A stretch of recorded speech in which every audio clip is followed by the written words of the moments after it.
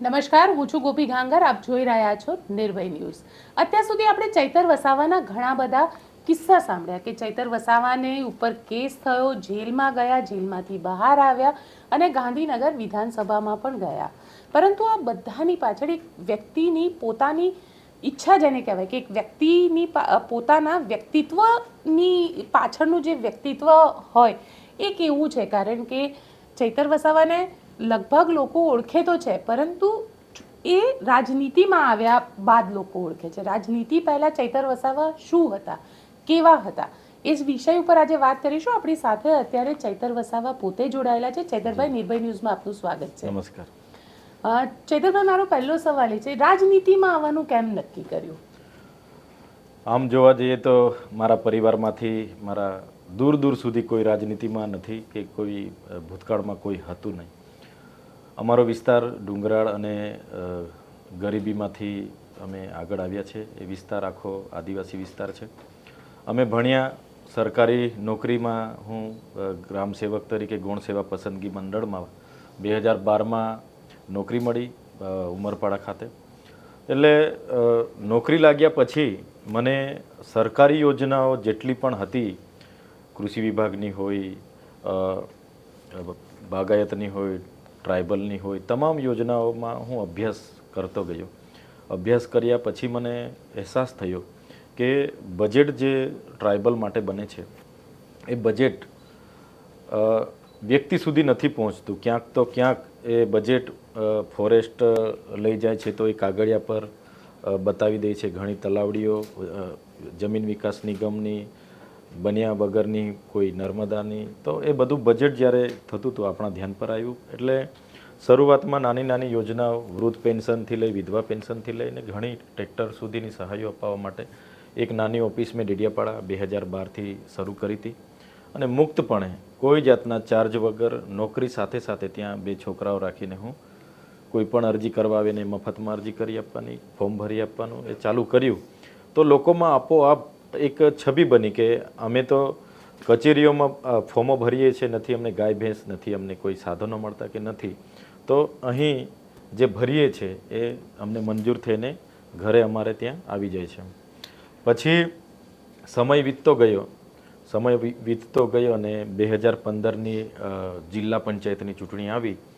એટલે અમારા વિસ્તારના લોકોએ કીધું કે ચૈતરભાઈ, તમે તમારા ધર્મપત્નીને આમાં લડાવો, અમે બેઠા છે, અમે જીતાડીશું. ત્યાં સુધી તમે સરકારી નોકરી? ત્યાં સુધી હું સરકારી નોકરીમાં હતો. પછી મારા ઘરના શકુંતલાજી લડ્યા અને જીત્યા બાદ ત્યાં જિલ્લા પંચાયતમાં ઉત્પાદન સહકાર અને સિંચાઈ સમિતિના ચેરમેન બને ત્યાં સુધી હું હતો ત્યાં. પછી મેં ઘણું વિચાર્યું, પરિસ્થિતિ ખૂબ નબળી હતી, નોકરી છોડાય એવી નથી. શકુંતલાબેન કોઈ પાર્ટીમાંથી લડ્યા હતા કે પછી એમ જ? શકુંતલા આપણે તે વખતે જનતા દળ યુનાઇટેડમાંથી લડ્યા હતા. છોટુભાઈ એમના ગુજરાત પ્રદેશ અધ્યક્ષ હતા અને ધારાસભ્ય પણ હતા. એટલે એમને મળ્યા, એમની પાસેથી મેન્ડેટ લીધો અને લડ્યા અને જીત્યા અમે તે વખતે. તો એ રીતના શરૂઆત થઈ. ચેરમેન બન્યા ત્યારે મારા પર ઘણું દબાણ હતું. ક્યાં તો રાજકારણમાં રહેવાનું હોઈ શકે, ક્યાં તો નોકરીમાં. કેમ કે સરકારી વ્યક્તિ તરીકે, સરકારી નોકરી કરનાર વ્યક્તિ તરીકે હું રાજકીય રીતે પૂરતો સમય આપી નહીં શકું કે જાહેરમાં કંઈ બીજું મારાથી થાય એવું નહોતું. ત્યારે મેં મન મજબૂત કરીને સરકારી નોકરીમાંથી મેં જે તે સમયે રાજીનામું આપ્યું અને ફૂલ ટાઈમ માટે હું સક્રિય રાજકારણમાં આવી ગયો. એ મારી રાજનીતિની સફર છે. ત્યારબાદ 2017માં મહેશભાઈ છોટુભાઈ વસાવા જે હતા, છોટુભાઈના સન, એમણે ભારતીય ટ્રાઇબલ પાર્ટી બનાવી. એમાં હું નર્મદા જિલ્લા પ્રમુખ બન્યો શરૂઆતમાં, પછી ગુજરાત કાર્યકારી પ્રદેશ અધ્યક્ષ પણ બન્યો. અને એ BTPમાં ત્યાં મહેશભાઈ ડેડિયાપાડા લડ્યા, એમની સાથે પણ અમે સાથે રહ્યા, લોકોનું કામ કર્યું. અને ત્યારબાદ 2022માં ડેડિયાપાડાના લોકોની માગણી હતી કે સ્થાનિક ઉમેદવાર ચૈતરભાઈ લડવા જોઈએ. તો લોકોની માગણીને ધ્યાને રાખીને અને મહેશભાઈ છોટુભાઈ ને પણ મળીને માગણી અમે મૂકી હતી પણ એમણે મેન્ડેટ આપવાની ના પાડી હતી કે મહેશભાઈ ત્યાંથી લડશે. ત્યારબાદ અમે અપક્ષ લડવાનું નક્કી કર્યું, પરંતુ અમે વિચારી બધા આગેવાનો સાથે રહીને કે આમ આદમી પાર્ટી આ વિસ્તારોમાં જ્યારે આદિવાસી લોકોના 14 જેટલા મુદ્દા લઈને આવી હોય ને આટલું મોટું મંચ હોય, આદિવાસી સમાજની શિક્ષણ, રોજગારી, સિંચાઈ જેવી બાબતોની વાત કરતી હોય તો આપણે બધા આમ આદમી પાર્ટીમાં જોડાઈએ એમ કરીને આમ આદમી પાર્ટીમાં જોડાયા અને આમ આદમી પાર્ટીના મેન્ડેટ પરથી આજે ધારાસભ્ય તરીકે ચૂંટાયા છે. આ તો તમારી રાજનીતિક સફર થઈ, પરંતુ તમારું પરિસ્થિતિ એટલે આર્થિક પરિસ્થિતિ કઈ ટાઈપની હતી? કારણ કે ખૂબ ગરીબ પરિવારમાંથી તમે આવતા હતા અને એવામાં સરકારી નોકરી છોડી અને પછી કામ કરવું કેટલું ટફ હતું એ વખતે? મારા પરિવારમાં અમે 9 ભાઈ બહેનો છે, એમાં હું 6ઠ્ઠા નંબરનો છું. એટલે મારા પરિવારમાં હું ભણ્યો છું વધારે, હું જ વધારે ભણ્યો છું કહેવાય મારા ગામમાં, એટલે મારા ફળિયામાં અને પરિવારમાં બી. મારા ભાઈ બહેનો વધારે નથી ભણ્યા, કોઈ 10 પાસ છે, કોઈ 12 પાસ છે અને બીજા મારા મોટા તો નથી ભણ્યા, એમને લખતા ને વાંચતા એટલું જ આવડે છે. તો શરૂઆતમાં ભણ્યા અને નોકરી લાગી એટલે અમારા પરિવારમાં એક ખુશીનો માહોલ જામી ગયો કે સરકારી નોકરી લાગી ગયેલી છે આપણા છોકરાની. અને અમારા વિસ્તારમાં એટલા કોઈ ભણેલા હતા નહીં ને બીજા તો અમારા ફળિયામાં એક માહોલ બન્યો કે સરકારી નોકરી લાગી છે.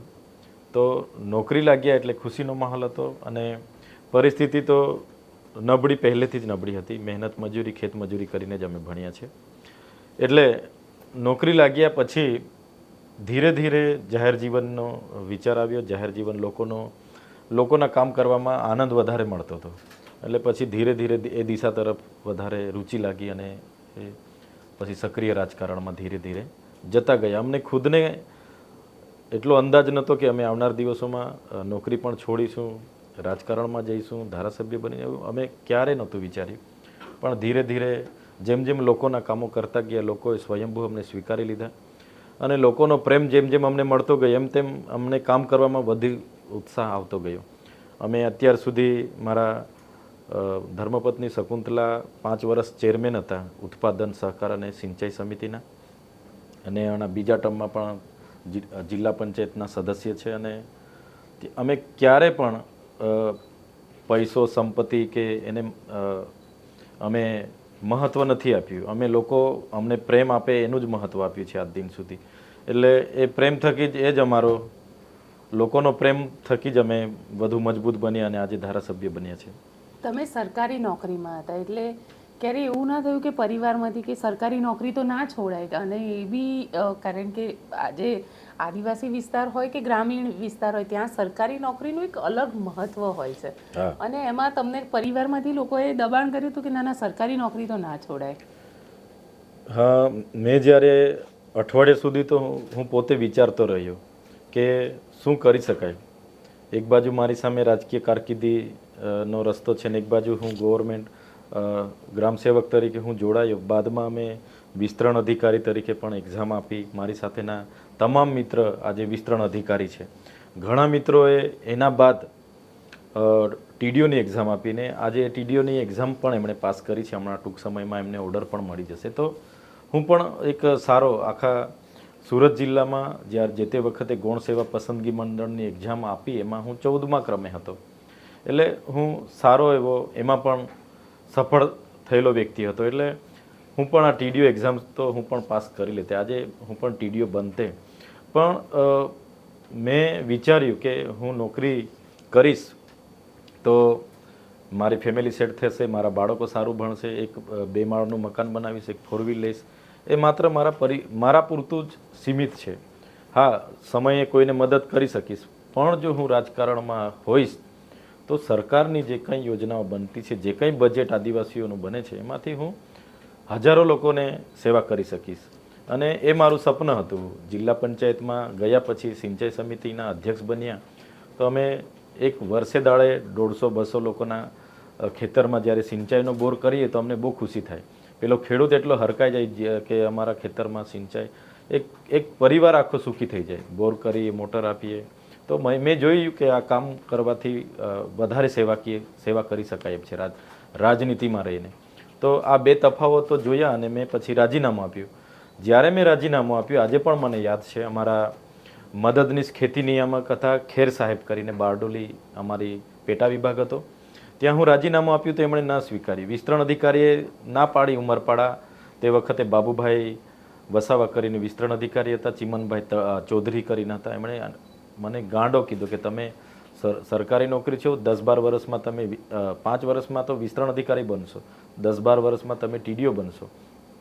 એમણે ના સ્વીકાર્યું. બારડોલી આપવા ગયો, ત્યાં મદદનીશ અધિકારી અમારા ખેર સાહેબ હતા, એમણે પણ ના સ્વીકાર્યું.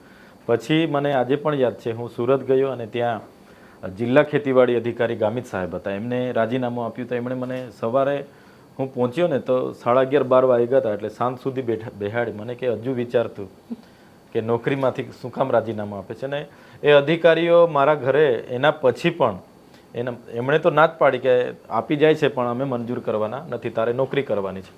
ખેર સાહેબ વિસ્તરણ અધિકારી 10-10 દિવસ અઠવાડિયા પછી મારા ઘરે સરકારી ગાડી લઈને મને સમજાવવા આવતા હતા કે હાજર થઈ જાય. તો એ ત્યાં નોકરીમાં પણ મને આટલું માન સન્માન એમનું મળ્યું હતું. શરૂઆત નોકરીથી કરી ત્યારે. પછી પણ આ નોકરીમાંથી પછી મન મક્કમ બનાવીને રાજીનામું આપ્યું ને આમાં ફૂલ ટાઈમ આપ્યો અને મારાથી જેટલું પણ બનતું હતું એટલી લોકોની સેવાકીય ઘરમાંથી તમારા પત્નીએ કંઈ ના કીધું કે તમારા માતાએ કંઈ ના કીધું કે સરકાર, કારણ કે 9 ભાઈ બહેન હતા, સરકારી નોકરી છોડવી એટલે એક અલગ જ વસ્તુ કહેવાય. હા, મારા મમ્મી પપ્પા લોકોને તો શરૂઆતમાં બધાએ કીધું પણ એમને એટલો ખ્યાલ ના આવ્યો કે કંઈક કરે છે તો કરશે, કંઈક સારું કરશે એવું મારા મમ્મી પપ્પા લોકોએ કીધું. પણ તે વખતે મારા શકુંતલા સાથે મેરેજ થયેલા બે શરૂઆતમાં, એટલે મારા સાસુમાં હતા, એમણે કીધું કે તમે નોકરી નહીં છોડશો, આટલી સરકારી નોકરી મળી છે, આટલી મહેનતથી તો રાખો એમ. પછી બધાને સમજાવ્યા એટલે બધાએ મારા પર ભરોસો મૂકી દીધો. અચ્છા, ભરોસો મૂકે એટલે આજે ચૈતર વસાવા ધારાસભ્ય તરીકે છે. હા. અચ્છા, તમારા 2 પત્ની છે. હા. આદિવાસી સમાજની અંદર બહુ કોમન છે કે 2 પત્ની હોય. તો શકુંતલાબેન સાથે મેરેજ કઈ રીતે થયા અને ત્યારબાદ વર્ષાબેન કઈ રીતે આવ્યા? અમારા આદિવાસી સમાજમાં 2 પત્ની રાખે છે અને મારા પરિવારની હું વાત કરું, મારા પરદાદા જે મીરાભાઈ ડુંગરિયા હતા, એમની બે દાદીઓ મારી હતી. એ મારા દાદા ભંગડાભાઈ મીરા હતા, એમની પણ મારી 2 દાદીઓ હતી. પછી મારા પપ્પા દામજીભાઈ, એમની પણ 2 પત્નીઓ.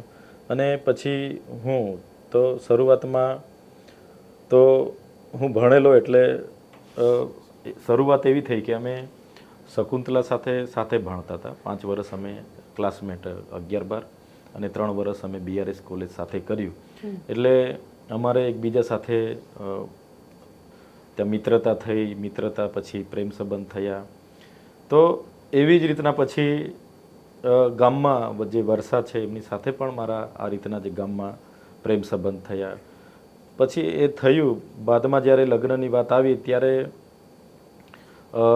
શકુંતલા સાથે મેં મેરેજ કર્યા. મને એવું હતું કે હું વર્ષાને સમજાવીશ ને વર્ષા એમની રીતે બીજા કોઈ પણ જગ્યાએ મેરેજ કરશે. એટલે હું શકુંતલાને શરૂઆતમાં કમિટમેન્ટ આપ્યું હતું કે હું મેરેજ કરી લઈશ, આપણે મેરેજ કરીશું. એટલે હું કાયમ રહેવા માટે એમની સાથે મેં મેરેજ કર્યા. અને વર્ષાને ઘણીવાર કીધું કે આમ તે વખતે આખું બધું સમજાવવું પડતું હતું, એટલે સમજાવીને બધું કીધું. પણ પછી એના વર્ષા નહોતી માનીને પછી એમ. અચ્છા, બંને લગ્ન લવ મેરેજ છે? લવ મેરેજ છે બંને લગ્ન. અને પરિવાર, એમના પરિવારના લોકો તૈયાર હતા? શરૂઆતમાં શકુંતલાના પરિવાર અને મારા ઘરના વિરોધ કરતા હતા અને બાદમાં પછી શકુંતલા એ જ અમને સંમતિ આપી હતી. અને શરૂઆતમાં સૌથી પહેલાં શકુંતલા અને અમે જે મળવા ગયેલા એમની સાથે બેસીને બધું ડિસ્કસ કર્યું હતું. બાદમાં વર્ષાના પરિવારને પણ મળ્યા હતા, શકુંતલાના પરિવારને, ને બધું પછી સંમતિ બની ગયેલી. પછી અમે જે શકુંતલાને અમે બધા જઈને પછી વર્ષાને ઘરે બોલાવી લાવેલા. અચ્છા, રાજનીતિમાં આવ્યા અને ધીરે ધીરે, કારણ કે તમારા પત્ની શું કહેતા હતા, શકુંતલાબેન તો પહેલેથી રાજનીતિમાં આવી ગયા હતા, પરંતુ વર્ષાબેનને ક્યાંક એવું લાગતું હતું કે રાજનીતિમાં ન જવું જોઈએ કે શકુંતલાબેનને એવું લાગતું હોય કે રાજનીતિમાં ન આવવું જોઈએ, તમારે સરકારી નોકરી જ સારી છે? હા, એટલે શરૂઆતમાં તો શકુંતલાને જ્યારે 2015માં ઊભા રાખવાની વાત હતી એટલે એમણે તો કીધું કે આપણે કોઈ દિવસે આમાં પડ્યા નથી કે એ વિષય જ આપણો નથી તો કઈ રીતના એમાં જઈએ. એમણે પણ આનાકાની ઘણી કરી હતી. મારા કાકા છે ગણેશભાઈને લોકોએ ત્યાં આગ્રહ કર્યો તો એમણે બધું સમજાવ્યું હતું. એટલે પછી ડેડિયાપાડા એક દુકાન હતી ત્યાં બેસીને પછી અમે ફાઇનલ કર્યું હતું. એટલે શરૂઆતમાં તો થતું હતું કે નોકરી તો બધાએ મને પહેલાં શરૂઆત એવું સમજાવ્યું કે તમે તમારી નોકરી કર્યા કરશો, અહીંયા શકુંતલા જીતશે તો અમે બધા સંભાળીશું, લોકોના સુખે દુઃખે અમે જઈશું. પણ પછી જવાનું અમારું જ હતું એટલે એ રીતના આગળ વધતા ગયા. ને શકુંતલા હોય કે વર્ષા હોય, અમારા સંબંધો ત્યારે મારી પાસે ઘર પણ નહોતું કે મારી પાસે કોઈ ગાડી પણ નહોતી, ત્યારના સંબંધો હતા. એટલે શકુંતલાને પણ જ્યારે હું મળવા જતો હતો ત્યારે હું ભાડે રિક્ષામાં બેસીને જ જતો હતો અને વર્ષાને મળવા પણ હું રિક્ષામાં બેસીને જતો હતો. એટલે તે વખતના સંબંધો છે. પછી નોકરી પણ લાગી, પછી રાજકારણમાં પણ આવ્યા, પણ પછી અમે બધા સાથે જ મેનેજ થઈ ગયા. અને રાજનીતિમાં કઈ રીતે પછી મેનેજ થયા? રાજનીતિમાં લોકો શું કહેતા? કારણ કે આદિવાસી વિસ્તારની અંદર બહુ પત્નીત્વ ચાલે છે, પરંતુ અન્ય વિસ્તારમાં જશો, હવે તો ભરૂચ તમારે લડવાનું છે, તો આ વસ્તુને કઈ રીતે તમે કરશો? રાજનીતિમાં અમારા વિસ્તારમાં તો ઘણા લોકો મારો દાખલો આપે છે. ઘણી જગ્યાએ અમે બેસવા જઈએ છીએ, બે પતિ પત્નીને સમજાવવાનું થાય છે તો લોકો મારો દાખલો આપે છે. આપણા સાહેબને જો બે પત્ની છે પણ ક્યારે લડાતા નથી એવું કહે છે. હા, એ દાખલા પણ આપે છે ઘણી જગ્યાએ. તો અમુક વિસ્તારમાં પોઝિટિવ રીતે પણ જોતા હશે ને અમુક વિસ્તારમાં અમુક વ્યક્તિ નેગેટિવ રીતે પણ જોતા હશે, પણ અમે સાથે જ છે. અને ત્યાં પણ પછી રાજકારણમાં પણ મારી સાથે જ્યારે હવે વર્ષા અને શકુંતલા સક્રિય છે તો અમે બધા બધી જગ્યાએ એ રીતના ફરીશું. લોકો જ્યાં આવું આજ દિન સુધી તેવું હું ડેડિયાપાડા વિધાનસભા લડી એમાં કોઈ જગ્યાએ મને આ પ્રશ્ન ઊભો નથી થયો, પણ કદાચ ભરૂચ સિટી એરિયામાં કે કોઈ બી જગ્યાએ એવો કોઈ ઇસ્યુ ઊભો થાય તો અમારામાં આદિવાસી સમાજમાં તો ઘણા લોકોની બે પત્નીઓ છે ને લોકો એક્સેપ્ટ કરે છે. ચૈતર વસાવા હવે શું વિચારી રહ્યા છે? કઈ બાજુ પોતાની એક જેને કહી શકાય કે પોતાના દરેક વ્યક્તિનું એક પોતાની ઈચ્છા હોય, પોતાનું એક કેરિયર ગ્રાફ હોય, તો પોતાને કઈ જગ્યાએ જોઈ રહ્યા છે? હું ઘણા સમયથી વિચારું છું કે કેરિયરની વાત છે તો મારું સૌથી મોટું કેરિયર તો હું જ્યારે પણ મુશ્કેલીમાં હોય ચૈતર વસાવા ત્યારે ત્યાંના સામાજિક આગેવાનો, કોઈ પણ પક્ષના આગેવાનો, નાનામાં નાનો વ્યક્તિ પણ મારા માટે આવી જાય છે. અને એ લોકોનો જે મને પ્રેમ મળ્યો છે એ જ મારું કેરિયર છે, એ જ સંપત્તિ છે. કેમ કે પરમ દિવસે પણ તમે જોયું હશે, હું જ્યારે જેલથી છૂટીને નીકળ્યો ત્યારે મને તો કોઈ આશ્ચર્ય થઈ ગયું કે લોકો મને આટલા લેવા આવ્યા છે. મને એકચ્યુઅલી એટલી આઈડિયા નહોતી ઘરથી લેવા આવવાના છે, તો બધું ખબર હતી. હું ટેલિફોનિક ત્યાં 5 મિનિટ અઠવાડિયામાં વાત કરવાની થાય છે, ત્યાંથી મેં 4-5 દિવસ પહેલાં વાત કરી હતી કે શું કરી શકાય, કેમ શકુંતલાના જામીન હજુ નથી થયા આ રીતની. તો આટલા લોકો લેવા આવશે મને આઈડિયા નહોતી, પણ જે લોકો આટલા આવ્યા એ લોકો બધા મને પ્રેમ કરે છે. એ લોકો પ્રેમ કરે છે એ જ મારી એ છે. ને રાજકારણમાં આજે આવનાર દિવસોમાં પણ આમ આદમી પાર્ટીએ મને ઘણું સ્પેસ આપ્યું છે. જે તે વખતે મારે જ્યારે બીટીપીમાં મહેશભાઈ અને છોટુભાઈ સાથે ટિકિટને લઈને ના પાડી તો એમની સાથે રાજી ખુશીથી મેં કીધું કે હું પક્ષ લડીશ ને ડેડિયાપાડા વિધાનસભા લડવાનું ફાઇનલ છે. તો રાજી ખુશીથી છૂટા પડ્યા. પછી આમ આદમી પાર્ટી સાથે ચર્ચા કરીને ટિકિટ મને 4 ઉમેદવારો હતા છતાં આપી, અને કેજરીવાલજી અને ભગવત માનજી પોતે પણ પ્રચાર ત્યાં મને જીતાડવા માટે આવ્યા હતા.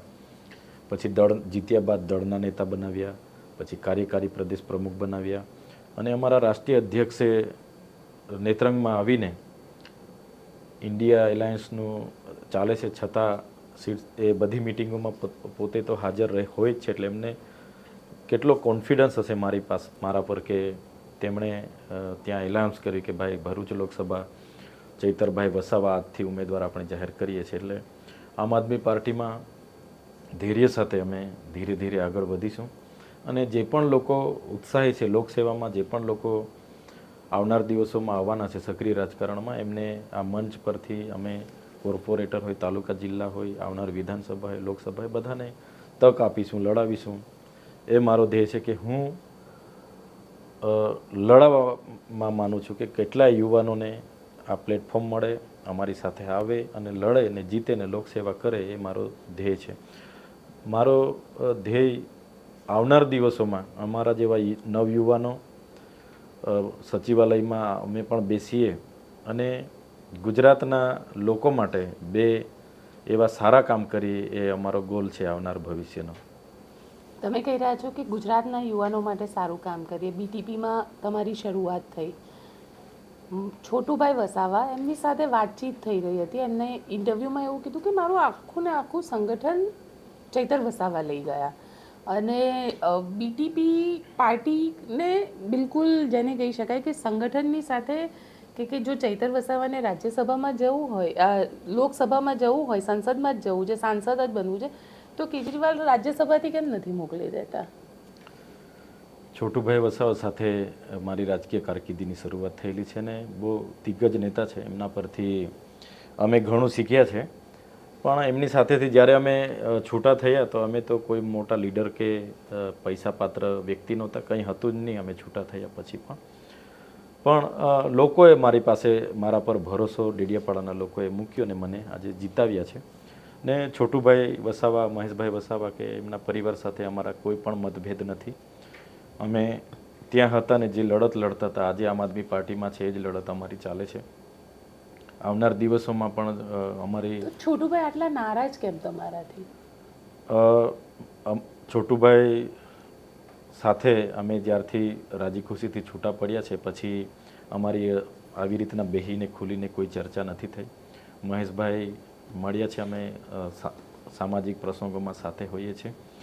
એટલે જ્યારે એમની માર્ગદર્શનની જરૂર હશે, હું છોટુભાઈ વસાવા સાહેબની તબિયત અવારનવાર હું પૂછું છું. ત્યાંના ઘણા છોકરાઓ એમના સાથે હું ચર્ચા કરું છું, સાહેબની તબિયત કેવી છે, શું કરે છે સાહેબ. તો અમારે કોઈ એટલી નારાજગી નથી. હું એમને આજે પણ અમારા રાજકીય ગુરુ માનું છું અને એમણે મને ઘણું આપ્યું છે. તો આવનાર દિવસોમાં પણ જ્યારે દર્શનની મને જરૂર પડશે તો હું ચોક્કસ છોટુભાઈ સાહેબને પણ મળીશ અને એમના માર્ગદર્શનથી પણ અમે આવનાર દિવસોમાં આગળ વધીશું. મનાવવાનો પ્રયત્ન કરશો?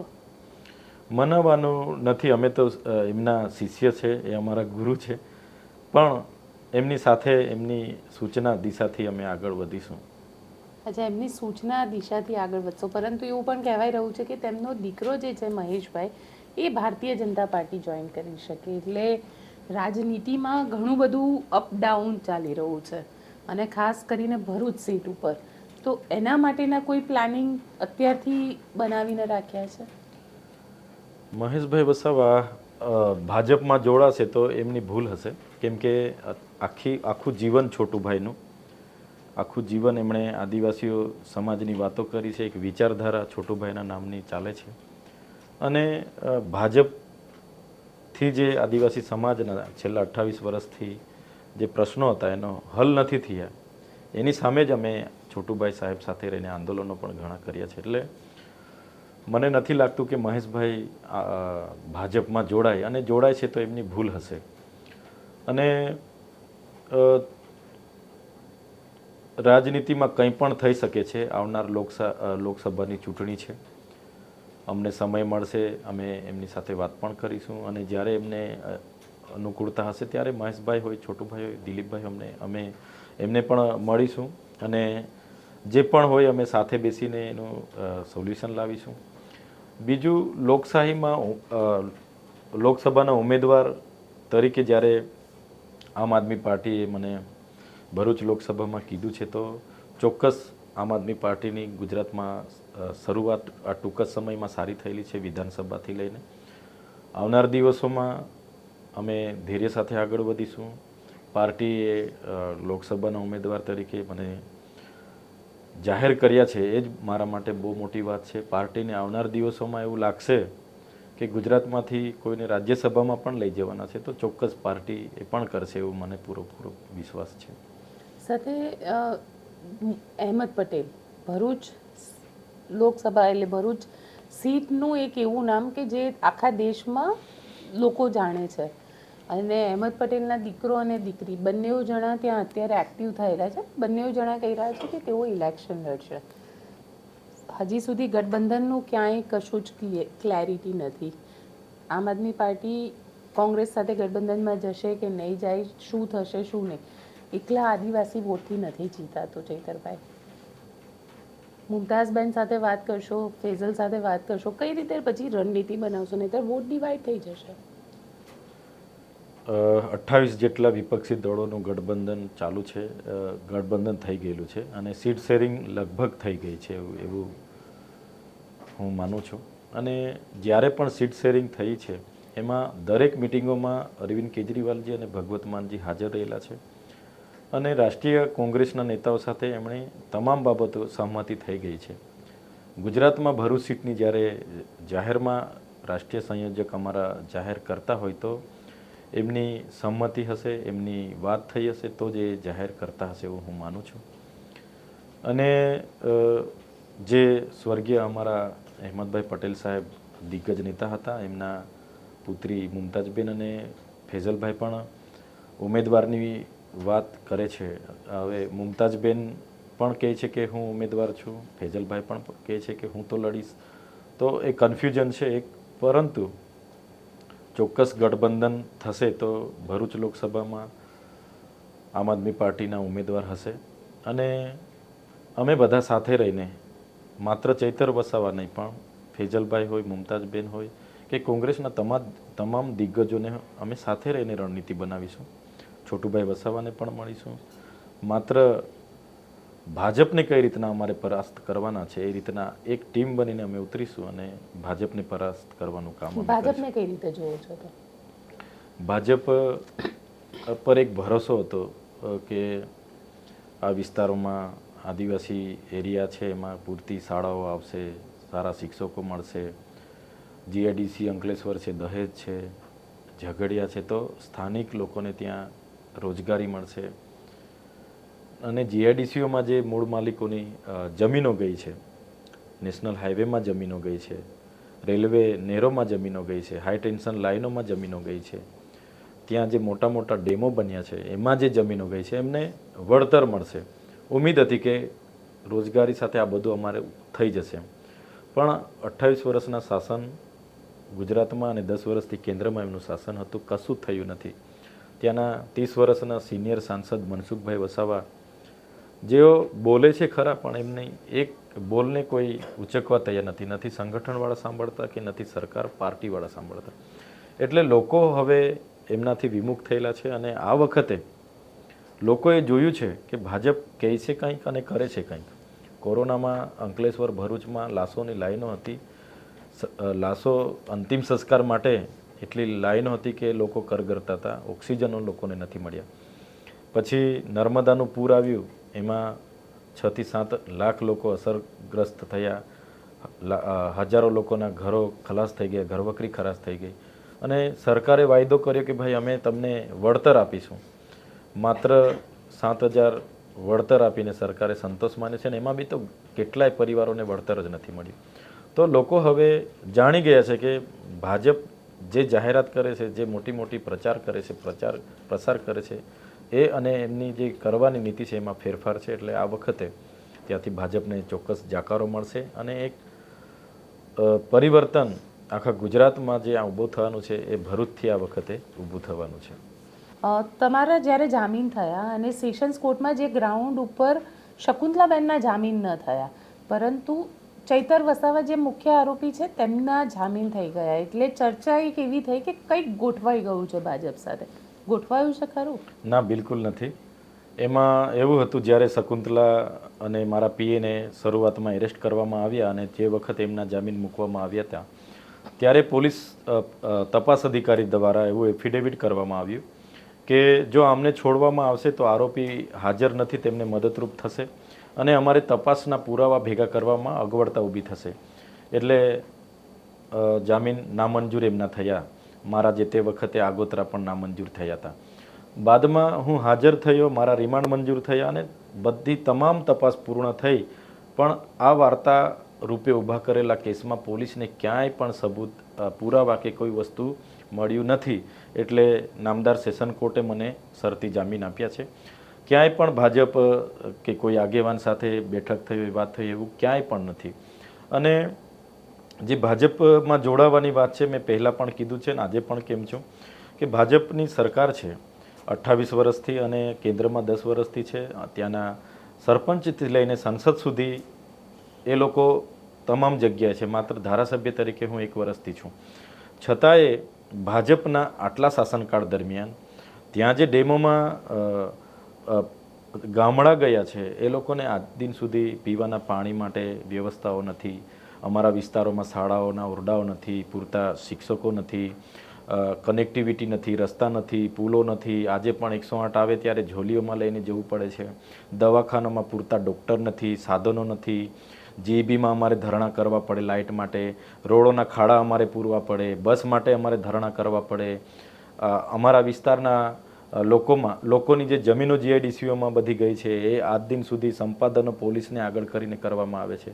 નેશનલ હાઈવે દિલ્હી મુંબઈ જે નીકળી રહેલા છે 4 લેન, એમાં જમીનો સંપાદન કરવામાં આવે છે.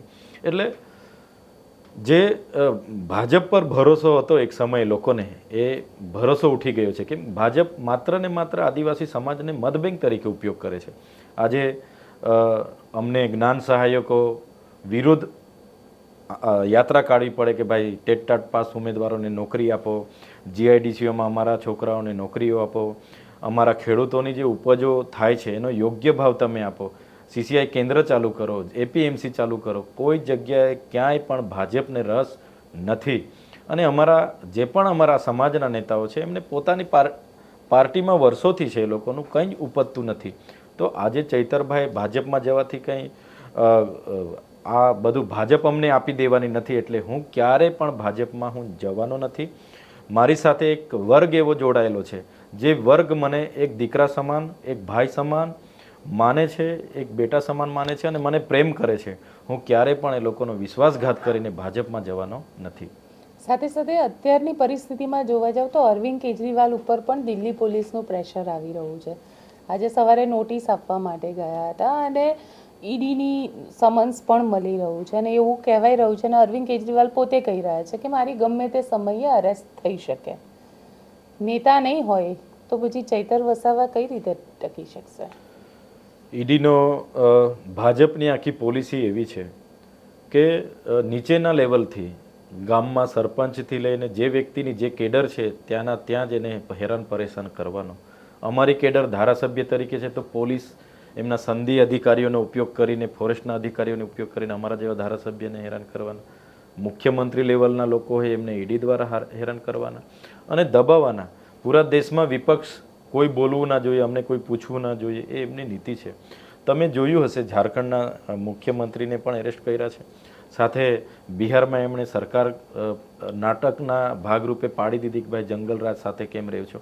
તો મણિપુરમાં તો તમારું શાસન છે, મણિપુરમાં શું ચાલે છે એના માટે કેમ આજ દિન સુધી પીએમ મોદી 2 શબ્દ બોલવા માટે તૈયાર નથી? તો ભાજપ જ્યારે આખા દેશ પર આજે સંસદ ભવનમાં 142 સાંસદોને મહત્ત્વની ચર્ચાઓમાંથી સસ્પેન્ડ કરી દેવામાં આવે, બિલો પાસ કરવામાં આવે, તો એ કંઈ પણ કરી શકે છે. એ સીએમ, વિપક્ષમાં સીએમ છે તો એમને પણ આવી રીતના પરેશાન કરશે કે ભાઈ આવનારી ચૂંટણીઓમાં પોતે પ્રચાર પ્રસાર નહીં કરી શકે. એ કેજરીવાલ હોય કે બીજા ઘણા કોંગ્રેસના નેતાઓને પણ એના સકંજામાં લે છે. આજે પૂરા દેશ પર ઈડીનો ઉપયોગ કરીને આ ભાજપ કરી રહી છે અને એ અરવિંદ કેજરીવાલ હશે તો અમને ખૂબ સારું પડશે અમારી લોકસભામાં. આવનાર દિવસોમાં જો અરવિંદ કેજરીવાલજીની ધરપકડ થાય છે તો ભગવત માનજી છે અને ઘણા બીજા નેતાઓ પણ છે. અમે બધા સાથે રહીને મહેનત કરીશું અને ભરૂચ લોકસભા આ વખતે જે ભાજપની હેડ્રિકની વાત છે કે 26માંથી 26 અમે જીતીએ છીએ અને 5 લાખ લીડથી જીતીએ છીએ, જે હવામાં આજે ભાજપના લોકો ઉડી રહેલા છે, એમને તો ચોક્કસ ભરૂચ લોકસભા જીતીને અમે અમારા લોકો પર અમને પૂરો ભરોસો છે કે એ સીટ અમે જીતીને આમ આદમી પાર્ટીને આપીશું. ચલો ચૈતરભાઈ, આપ અમારી સાથે જોડાયા તેના માટે આપનો ખૂબ ખૂબ આભાર. ધન્યવાદ. તો આ હતા ચૈતર વસાવા, જેમાં વ્યક્તિ પાછળનું વ્યક્તિત્વ આપણે જાણ્યું, શરૂઆત ક્યાંથી થઈ, કેવી રીતે સરકારી નોકરી થઈ અને લગ્ન પછી હવે રાજનીતિમાં કઈ રીતે તેઓ આગળ વધી રહ્યા છે. આપને અમારો રિપોર્ટ કેવો લાગે કોમેન્ટ બોક્સમાં ચોક્કસથી જણાવજો અને અમારી ચેનલ નિર્ભય ન્યૂઝને લાઇક, શેર અને સબસ્ક્રાઇબ કરવાનું ભૂલશો નહીં. આભાર.